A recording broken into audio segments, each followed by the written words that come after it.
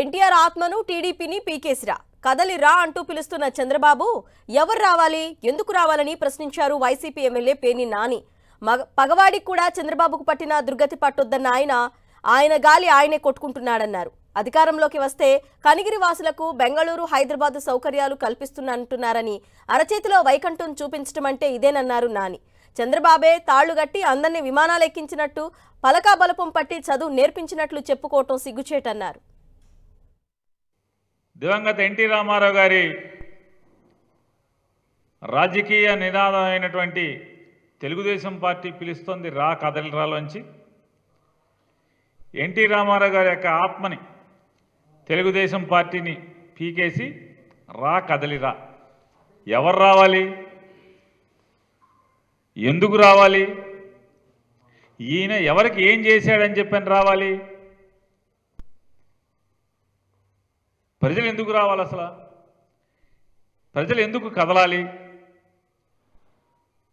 సమాధానం చెప్పలే ఆయన.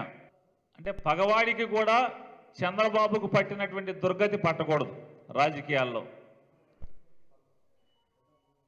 గంటన్నర సేపు సభ మాట్లాడి ఆయన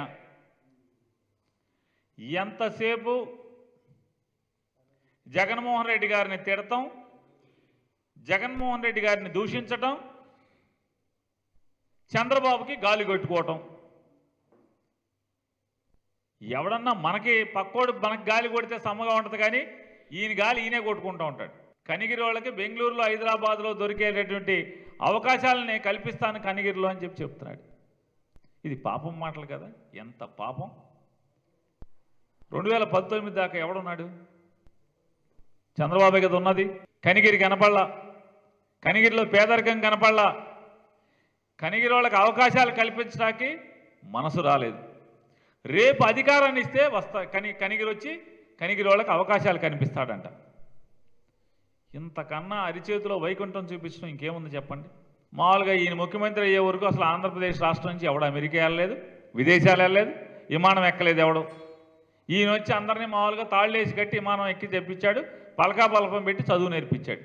చంద్రబాబు నాయుడు పవన్ కళ్యాణ్ కలిసి 2014లో ఇంటికి ఒక ఉద్యోగం ఇస్తా ఉన్నారు. ఎన్ని కోట్ల కుటుంబాలకంటే 1 కోటి ఇచ్చారా, 1.5 కోటి ఇచ్చారా, 1.60 కోటి ఇచ్చారా, 10 లక్షలు ఇచ్చారా? ఎవరికి ఇచ్చారు ఉద్యోగాలు? అసలు ప్రభుత్వ ఉద్యోగాలు ఏంటి?